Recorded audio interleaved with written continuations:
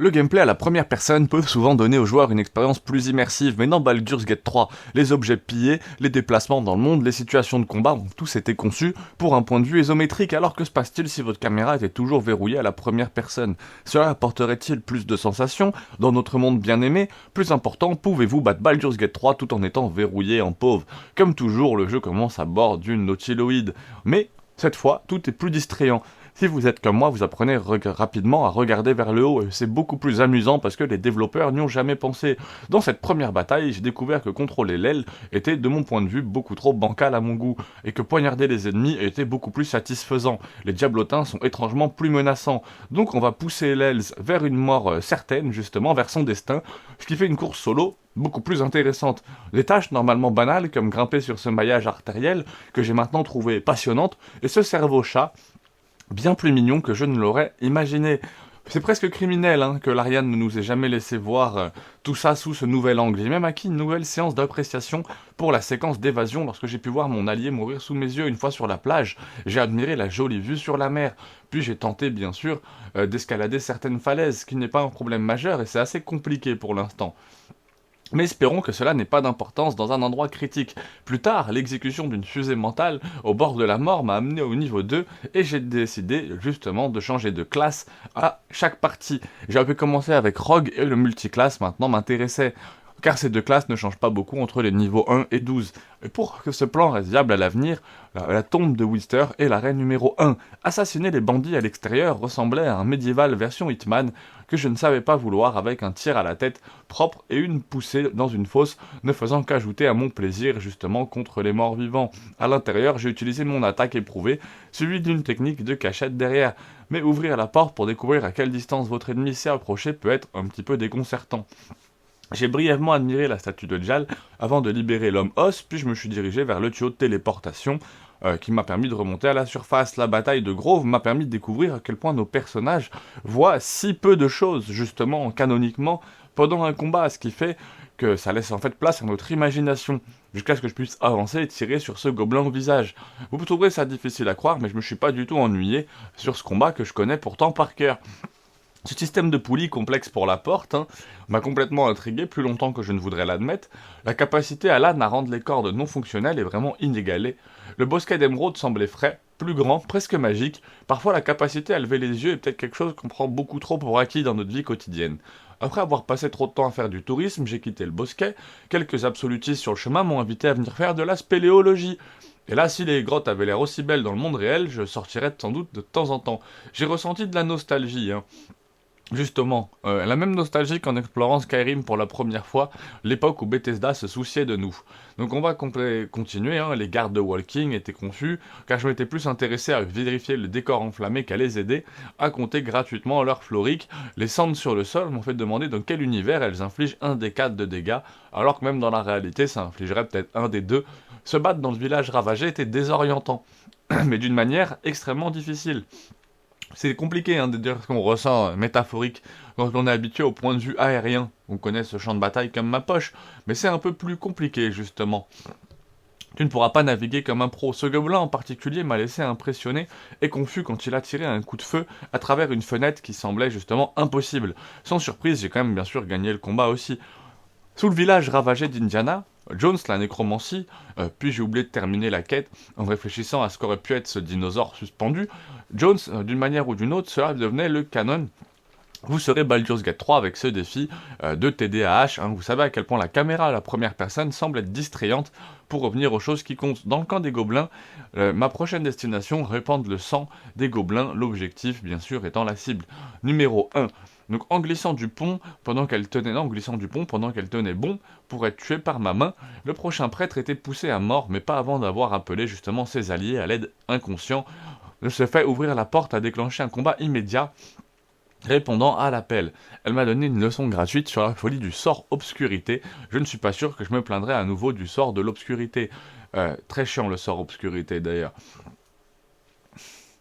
À cause de ce sort, mon cerveau humain ne pouvait pas comprendre des conneries qui se passaient sur mon écran. J'étais tellement désorienté que j'ai fini par fuir la rencontre comme un lâche. Pas vraiment fier de ça, mais vivant. Au niveau 4, j'ai changé ma classe, bien sûr, en sorcier, pour un défi avec le hop contre draw. J'ai appelé des ogres à l'aide, mais les ogres sont un peu nuls, et les sorts nécessitent beaucoup plus d'efforts que d'habitude pour essayer de trouver votre cible. J'ai fini enfin par faire du cerf-volant, jusqu'à ce que je manque d'espace tout en priant que mes attaques de givre le ralentissent suffisamment pour sceller l'affaire jusqu'au moment prêt à accepter ma mort. Il a raté un coup mortel, laissant ma magie à bout portant, barrage de missiles, sauver la situation. La prochaine étape de la visite, de la scène en vue par procuration, le Underdark, beaucoup plus dégoulinant que vous ne le pensiez, ces champignons amusants aussi, c'est fou de penser que quelqu'un a ajouté tous ses membres coupés et a conçu cet arbre directement à partir d'Avatar. Et vous ne pouvez jamais vraiment la liberté d'assimiler tous ces détails fins. Les franges de Bieber semblent étrangement navigables. De ce point de vue, même si je ne suis sûr qu'aucun d'entre vous n'est surpris qu'elle ne le soit pas, pendant un instant, j'ai été transporté dans une zone de guerre, de la première personne, et dans un retournement de situation choquant, j'ai survécu justement avec vision sombre, donc très bizarre, agissant comme une lampe poche et salvatrice comme l'obscurité. Mais cette balle effrayante m'a quand même fait sursauter, je n'ai plus envie de jouer à un jeu d'horreur. J'ai pris le premier bateau pour sortir de la Grimforge, on pouvait extraire du minerai et tomber face à ce dragon justement très impressionnant. Donc là, c'est là qu'il faut faire attention, dialoguer pour dépasser et entrer dans le col de la montagne. Vous êtes-vous déjà demandé comment cet ascenseur justement fonctionne bien de près? Vous pouvez voir que toutes les cordes ne bougent pas et que la roue de contrôle du câble n'est attachée à rien. Une fois de plus, la corde est un mensonge. Donc je suppose que tout est magique. Avant d'entrer dans le monastère, j'ai profité d'un peu de nature. J'ai expérimenté de première main ce qui c'est d'être le compagnon idiot qui a déclenché un piège qui vient d'être détecté. Peut-être que nous avons été trop durs avec l'Ariane pour ne jamais avoir réparé cela. Il était temps de commencer à me réchauffer dans le monastère, et en combattant la boule de feu de Cobalt, j'ai complètement changé d'avis sur les sorts à la première personne. Il est difficile d'exagérer dans ma satisfaction, je me suis retrouvé perdu dans les zones que j'ai explorées des dizaines de fois dans le passé. Partout où vous regardez, vous trouvez quelque chose qui a été mis en place par un développeur surmené qui a trimé sur un GPU chaud, même si aucun homme ne verrait jamais ça à l'intérieur du béguin. J'ai attaqué le docteur seulement parce que sa taille correspondait presque parfaitement à la mienne et je voulais voir la vie quitter ses yeux. Puis je me suis un peu trop immergé en faisant de l'entraînement à la cible, ce qui, apparemment, le GI a offensé les vandales qui n'ont pas toléré ça ici, et ça a conduit à de l'abattage systématique de tout le complexe, puis ça s'est terminé par une longue séquence de poursuites pour éliminer les gars, justement utiliser mon rayon laser comme des missiles magiques. Au fait, suis-je le seul à ne jamais savoir que ces statues tiennent le bébé? Les tournants ouvraient la porte secrète et j'ai attrapé le sang de l'Ender juste là, à temps pour commencer mes aventures de clair de niveau 6. La route d'eau était plus vivante, plus rapide. Je me souviens que les morts-vivants, justement, étaient très impressionnants. Donc là, on est déjà dans l'acte 2, le long du chemin. Puis j'ai trahi pour rejoindre le ménestrel au combat. Les sorts de Claire n'avaient pas tout à fait les mêmes punch qu'une boule de feu, justement, mais ils ont quand même fait le travail. Les ménestrels m'ont sauvé d'un moment intime non sollicité avec Spider-Man, avec leur plan étant de voler la lanterne après que j'ai fait tout le travail. Et cela leur a acheté un aller simple vers la mort, justement, tout simplement. J'ai découvert une texture atroce que quelqu'un a ratée, et les dernières lumières étaient accueillantes dans le bâtiment. Il y avait aussi une carte étonnamment précise des terres de la malédiction de l'ombre. Sur la table, les zones maudites, justement, de l'ombre plus profonde qu'on peut l'imaginer, et accidentellement approché des tours de la lune. Mauvaise option de dialogue, ça déclenche un combat, ce qui est en fait le meurtre de toute la course au lever, de toute la lune par les bottes de l'action, bonus de vitesse dash pour distancer sans fin mes ennemis pour une raison quelconque. Être dans cette perspective force simplement votre cerveau à vouloir courir en arrière en tirant sur votre cible. Une fois à l'intérieur de la tour, toute immersion brisée, le toit est devenu un tas d'actifs en désordre. Cependant, je n'ai pas laissé cela me distraire de la joie de me faufiler pour attaquer un cultiste sans méfiance sous de nouveaux angles passionnants. Cet ogre me poursuivant à l'extérieur m'a donné des cauchemars pendant une semaine. Son animation de mort, qui aurait dû m'écraser comme une crêpe, était très impressionnante. Je vous laisse réaliser un peu ce qui se passe à l'écran, c'est un peu compliqué à la première personne.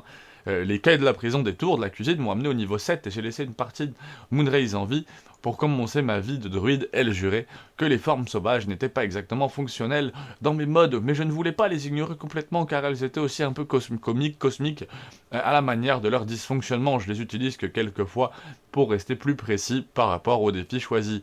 Plutôt que de me concentrer sur les sorts pour combattre mes ennemis comme le docteur après une promenade dans un cimetière effrayant, dans le domaine des éclats justement, des embuscades, des éclats, c'est beaucoup plus mortel en regardant de près que le dernier d'entre eux. Les morts-vivants sont tombés. Vous savez qui pour la section préférée de tout le monde du jeu, le gantelet, l'épreuve de soft step semblait être beaucoup plus que ça devait être, car c'était en fait beaucoup plus facile, et j'ose dire beaucoup plus agréable, justement, quand c'était fait de cette façon. C'était pareil, même chose.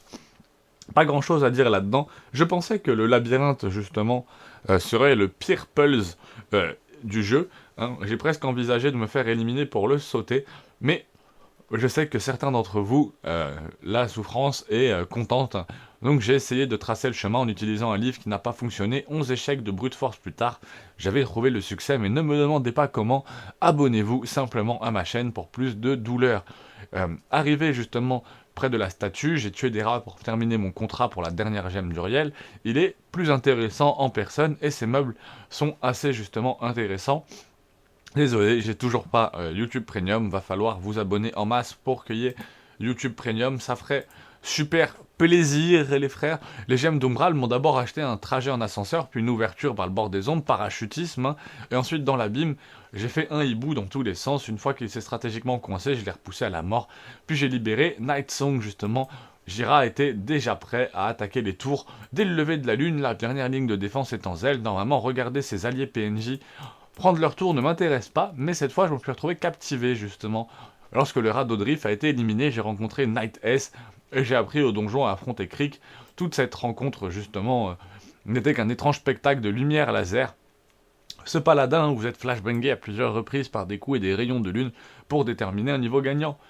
Elle a tué ce mec justement pour m'aider à m'atteindre le niveau 8 et Grieg s'est retrouvé dans mon grill. Finalement une légère... et vraiment dans le grill en plus, hein. Finalement, une légère claque sur mon corps l'a fait fuir. On se reclasse en moine, justement, juste après. Rien de personnel. Je n'avais jamais réalisé la quantité de morts qui existait dans chaque cimetière, justement, dans chaque centimètre carré de ce sous-sol, jusqu'à ce que je sois forcé d'avoir cette vue à la première personne. J'ai combattu quelques zombies de près, puis j'ai libéré le sang, le gang de Zor pour m'aider à battre les quelques fusées éclairantes, justement, qui sont dans cette caverne, hein, des fusées éclairantes, hein, on parle bien sûr des gros mecs tentaculaires, bien sûr, hein, j'ai oublié leur nom, les flagelleurs mentales. Donc les malfaiteurs, j'ai pris l'ascenseur, et en regardant la poste de Myrkul dans les yeux, pour affirmer ma domination, puis je me suis fait attraper avant de pouvoir libérer Night Song. Un homme plus intelligent aurait rechargé avec une erreur comme celle-ci, mais avant d'avoir coupé la vidéo, j'ai décidé de la jouer d'abord, en me concentrant sur la fusée éclairante, puis en utilisant ses propres squelettes comme arme pour tuer tout sur mon passage. Krieg dans la phase finale 2 a commencé et Merkel était beaucoup plus petit que ce à quoi je m'attendais. Toujours le plus beau boss du jeu, même si je me suis appuyé sur les étourdissements et que j'ai passé beaucoup trop de temps à soigner Night Song et moi-même en utilisant une potion beaucoup plus facile à faire depuis le ciel. Mes étourdissements continuent d'atterrir et sans difficulté on a fait tomber Merkel, Krieg, on arrive enfin frayer un chemin hors des terres de Shadow, et cette embuscade, hein, réveillé pendant mon sommeil, j'ai quand même réussi à atteindre le portail naturellement, quelques dévoreurs d'intellect, des Genki, le parcours pour négocier avec l'empereur, justement, on a traité ces moines de la seule manière que je connaisse, hein, de manière ringarde avec mon esprit. Mes amis volent la mise à mort finale, hein, tout simplement, maintenant hors du portail et dans l'acte 3, j'ai essayé d'échapper au petit orphelin, hein, justement dans le cirque, hein, vous voyez de quel petit orphelin je parle. Soyez le bienvenu dans la jungle et réalisez mon rêve d'enfant de frapper un dinosaure au visage plusieurs fois, suffisamment pour passer au niveau 9. Donc ça fait plaisir. Terminer ma transition vers Paladin. Les gnomes m'ont aidé à rentrer. Et j'ai trouvé un corps sous mon lit. J'ai apprécié justement la caresse de la poitrine, puis j'ai marché sur le tapis rouge lors de la cérémonie du couronnement de Gort. Au cas où vous vous poseriez la question, je ne suis toujours pas beaucoup mêlé aux gens riches, prenant même le temps d'écouter une conversation captivante du fromage, quelque chose de fraîchement coupé de la roue. Donc très intéressant. Hein, on a aussi un tableau ici de Gortash, hein, qui est complètement fou. Le Gate Murphy a attiré mon attention pour la première fois de ma vie et il m'a impressionné par son équilibre avant de me réprimander pour l'avoir distrait de cette tâche. Ne me distrayez pas. Il est ensuite parti perturber une belle soirée justement 20 dans la ville basse. C'est un peu plus étrange de voir trois gars qui se ressemblent exactement de près et choquant. Pire que ça, c'était leur véritable sosie. Le parc était charmant à cette époque de l'année, à part les meurtriers qui attendaient une embûche alors que leur sang couvrait les rues. je n'avais que deux questions en tête. Les ennemis posent toujours cette étrangeté lorsqu'ils meurent et qu'ils nettoient toute la mort dans la ville. En sortant du parc, j'ai trouvé ce qui semble être une œuvre d'art générée par IA, justement de Gortash, mais je ne sais pas si c'est le cas, donc l'œuvre d'art qu'on a vue juste avant.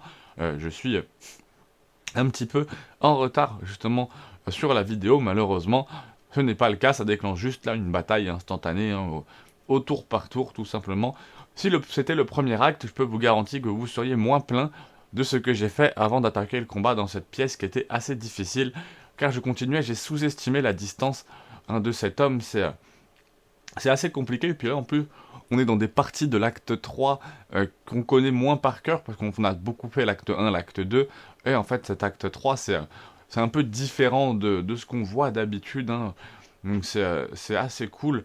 Tac tac tac tac tac. Mais au final, avec ah oui, c'est ça, savoir aussi être suprême 39 XP, hein. À moins d'un niveau de plus, en sortant du donjon, on peut libérer la conseillère Floric, hein. Donc là, c'est ce qu'il doit être en train d'essayer de faire, de libérer la conseillère Floric. Et absolument adorer justement Bioshock en aléatoire.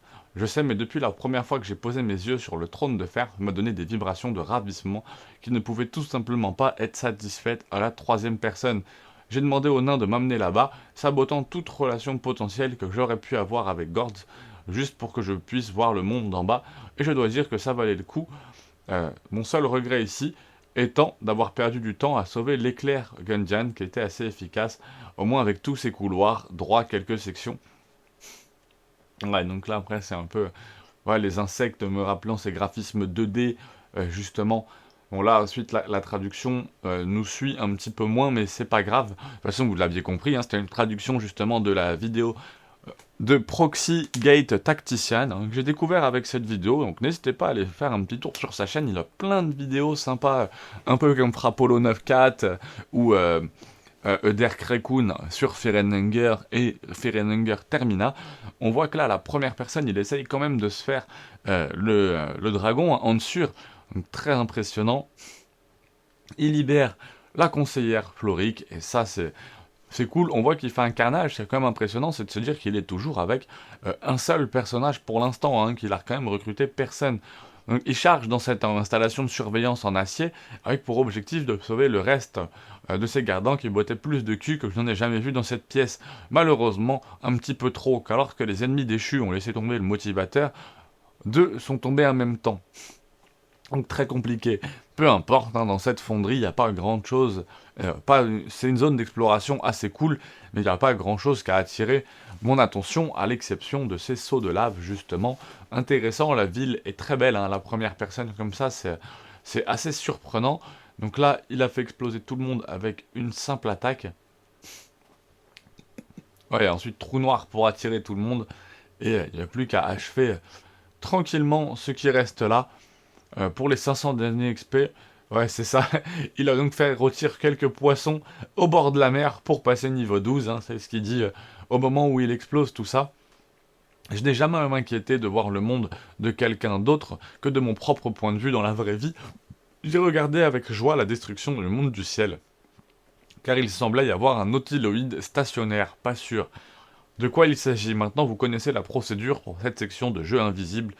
Je ne sais pas ce qui se passait avec mes tentacules ici, bien que ce soit nouveau si jamais vous les trouvez dans cette situation. En traversant la cour, assurez-vous de regarder vos compagnons voleurs d'esprit droit dans les yeux en vous faufilant. Et ça, je l'ai pas eu du tout. Moi, je ne crois pas l'avoir fait exploser la fonderie. En fait, je suis même sûr, j'ai pas fait exploser la fonderie. Je me souviens de ce gnome aveugle dans la fonderie. Malheureusement, je pense que toute sa famille y sont passés à cause de moi dans cette première run. C'est pas bien grave. On voit qu'il est très fort quand même, hein. Il joue très très bien, c'est quelqu'un qui connaît très bien le jeu. Pour ça que je tenais aussi à vous le partager au travers de cette vidéo. Non seulement parce que je trouvais que vous traduire cette vidéo, c'était très sympa. Hein, regardez ce qui se passe à l'écran, c'est juste incroyable. Et en plus, c'est très cool, quoi. Tout simplement, Baldur's Gate 3, ça me permet de réaliser tout ce qu'il y a encore à faire dans l'acte 2, dans l'acte 3. Il a juste transformé Gortash en chat, hein. Là, c'est juste un boss. Enfin, c'est lunaire quand même d'avoir un boss comme ça. Voilà, il a tué un peu tout le monde. Il y a Gortash juste là, et là, donc même s'il tient, à un moment donné, contrôlé de KO, et il est transformé en petit chat. Et là, c'est presque ridicule de battre un boss comme ça, mais ça fait partie de Baldur's Gate 3, et c'est le genre de choses que j'ai pas vraiment faites dans ma première run, comme beaucoup de gens.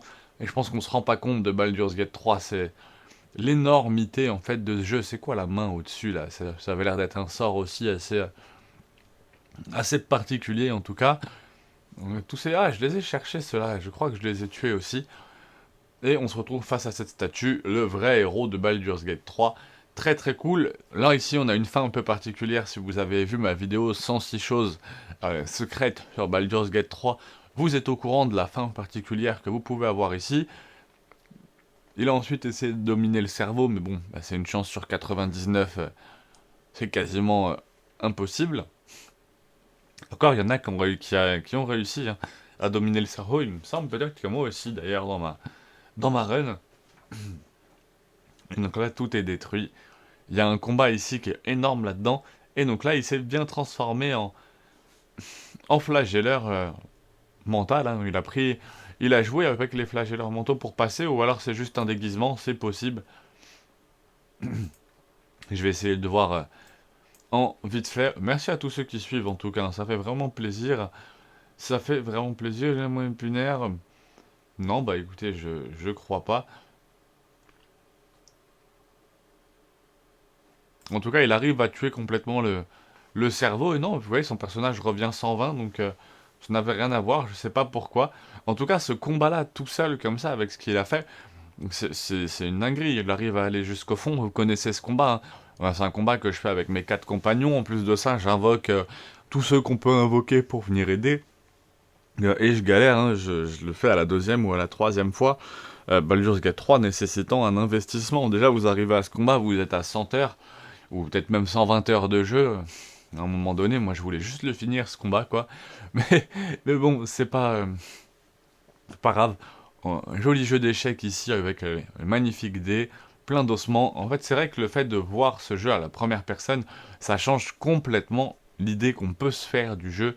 Donc merci à tous en tout cas d'avoir suivi cette vidéo. N'hésitez pas à aller voir la chaîne de Proxygate Tactician. N'hésitez pas à regarder ma chaîne aussi si jamais vous souhaitez voir d'autres vidéos de qualité. Force à tous et à très vite.